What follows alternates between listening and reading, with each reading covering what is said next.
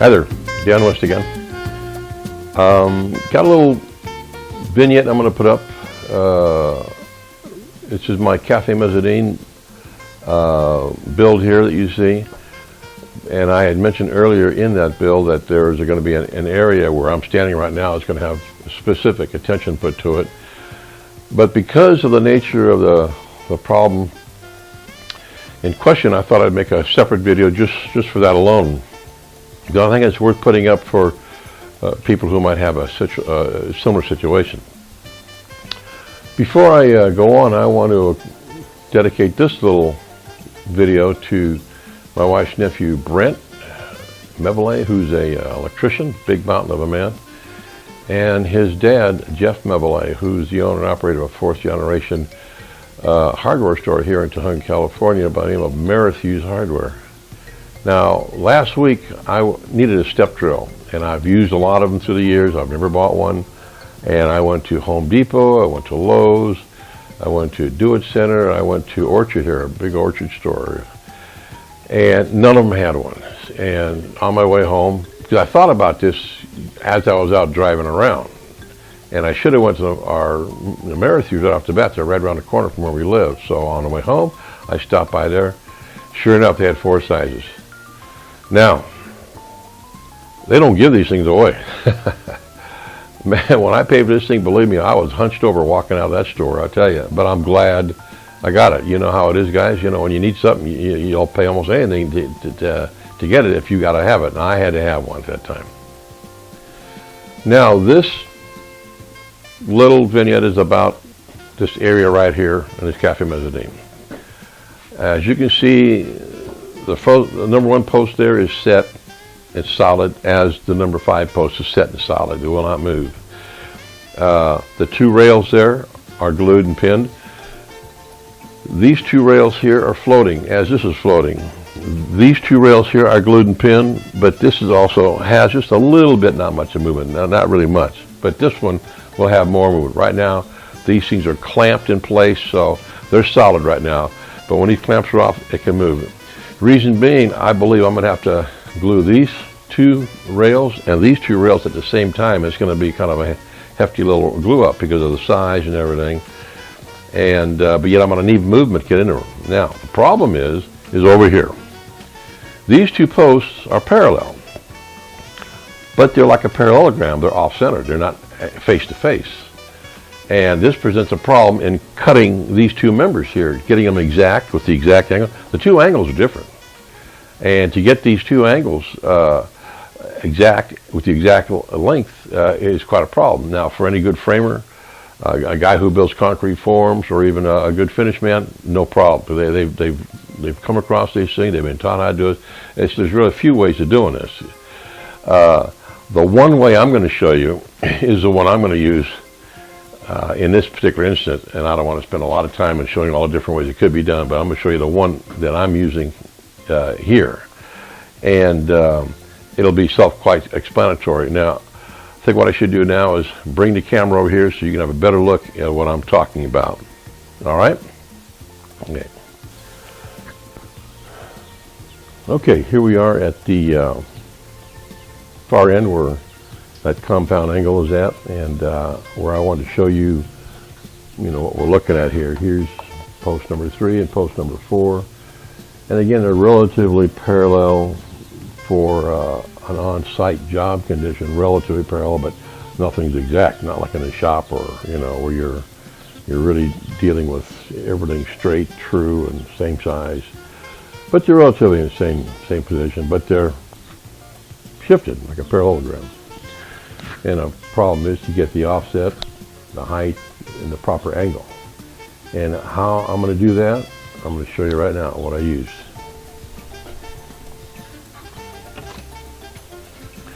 Here again, simple template. You could call it a kind of story pole in a sense. Here I have all the layout dimensions, the offset, the face of the 2x6, and then where the mortis is going to be. Because again, this is going to be a floating tenon. Here again, same thing on the other side, the 3/8 offset, 3/8, 5. It's just a rough, dimension. And then the face of the 2x6, again, the location of the mortise is going to go in the face of this 2x6.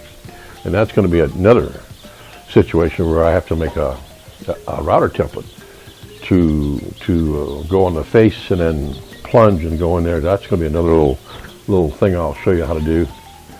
So this template, remember I told you about the angle? You definitely want to get this point on the corner of this post. And then this other end here can be long, because it's going to rest on the corner anyways. Those are your two locating points on each post. You've always got to have some kind of reference point to go to. And like I showed you before, if I didn't, here it is. Here it is. It goes in just like that. If you can see that. And it gives me the exact length, the exact angle, and at the same time I was able to lay out where the 2x6 is and the mortise is going to start.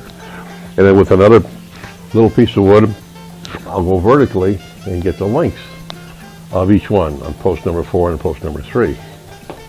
Now,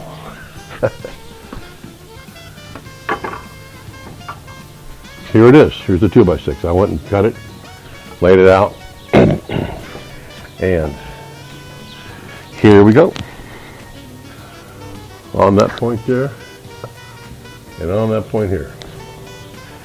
And there it is. And that thing is dead nuts. Exact. Good enough for what this is going to be, you know. And it's right on the mark. And it's ready to be machined in the shop for the two mortises, for the floating tenons on each one. And it's going to be real critical dimensions, and the depth is also pretty critical.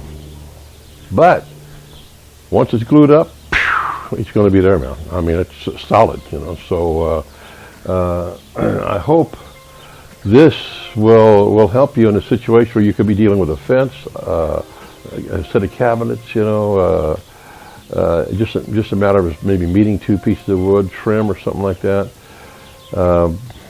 It's just a lot of different things you run into, but that's a method that can be applied to a lot of different things. And you know, I mean, I don't know, you know, there's other ways you can probably do it. A talented framer or whatnot could probably look at it and cut it, you know, and be pretty close and file it in or whatever, cut it, you know. But this is a method. Yeah, it takes a little bit of time, you know, but when you've got it down there, it's nuts. It's dead nuts on the money. So I hope that helps you, and I'm going to go in the shop now and start making the template for it, and I'll add that to this little vignette, just kind of like frosting on a cake. Like, okay, you got the board cut, now how are you going to put those mortars in there? I'll show you. Okay, so see you in the shop. Okay, here we are in the shop, and I've got the template made. And I've got one end of the 4x6 mortised out. Here's the floating tenon already in it. And I'll tell you what, Roubo bench, bench crafted vise, unbelievable. It's really helpful tool to have in the shop for a woodworker. If you ever can, you know, make yourself a bench and get yourself some good vices. Bench crafted, I couldn't speak highly enough of, especially the retro scissor model. Anyways, so here we are. Got one end. I'm done today. I'm not gonna do the other end, but let me show you the template I made for it. Very simple. All on a 3/4 plywood. I used my Porter cable plunge router. I got about 3/4 of them, and used a extra long 1/2-inch router bit with a 5/8 guide, router guide on it. Now, knowing that I can only go so deep with these tenons because of the angle, all right? I wasn't hampered by the necessity for, normally I would have got some tempered masonite. I would have probably took that 5/8 guide and cut it to about 1/4 of an inch or less, maybe 3/16, just enough to catch the guide, and then probably put a 1/2 inch or 3/8 plywood under it, so I'd have that depth.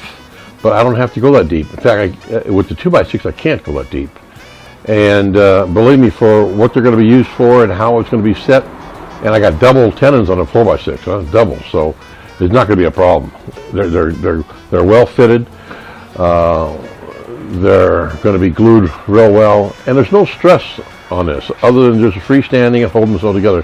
Because once this thing gets all the flooring and the sheeting in it, the more you start adding to it, the more it becomes one piece, and there's not like a load or a stress on it, so no problem, right? Not a problem. In fact, if you look at some timber framing, when they get in certain angles like this, they'll do the same thing. They just can't make the proper tenon out of the piece that's coming in at a certain angle, so they'll put a floating tenon system in it. So it's a good method, good way to know things and understand what you're dealing with. So again, for this big fat huge template out of 3/4 scrap that around the house, around the shop, here are the two sections, right? One I put square right in the template, right in the body of the template, and then measuring the distance and difference of the offset from the actual router bit to the guide, I set the other one, right? You see that? So now you can see where there's the cut and where the guide is, and it's fixed. Because I'm doing specifically just these mortises on these last two pieces, and that's it.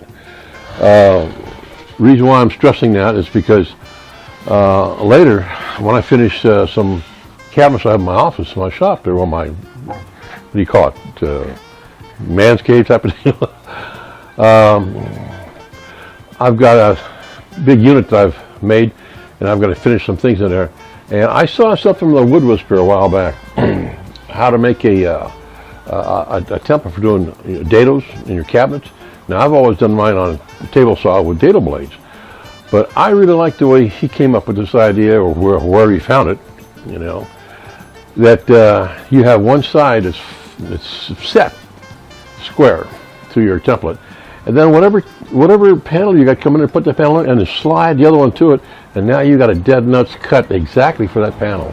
So you're not forcing in it, or there's slop sometimes. That's a problem. You have a certain setup. Some boards are, maybe not perfect, and one's a little bit thicker or heavier, the other one, or And this was really, I thought, a good idea, and I'll show you sometime how to make something like that. Pretty slick, Not really complicated, not too hard, but I'll tell you what, well worth making it right the first time and keeping it.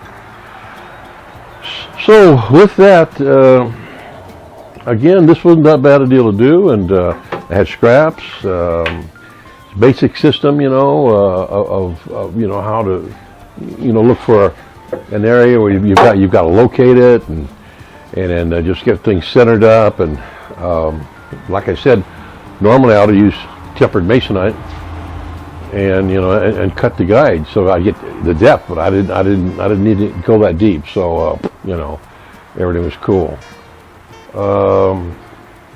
Can't think of anything else other than that I'm calling it quit for today, and maybe I'll get onto it tomorrow, do the other end and the 2x6, and then go have the big glue up. Other than that, this is just a vignette for this particular item. But this video will probably encased with the rest of them for the overall big Cafe Mezzanine video, and that'll be a little later on. More work to do. So again, can't say enough about the Rubo bench and having some good tools to work with, and I would say, by the way, Happy New Year. It's the third day of January 2018. Happy New Year. Hope everyone had a good time, and I wish everybody the best, and good fortune, and good projects. And as always, have a good time in the shop. My email address is at the bottom. If you have any questions, give me a shout, comments, or criticism. By all means, lay it on me. Do good work, work safe, and as always, don't use any putty. Bye-bye. Thank you. Bye-bye.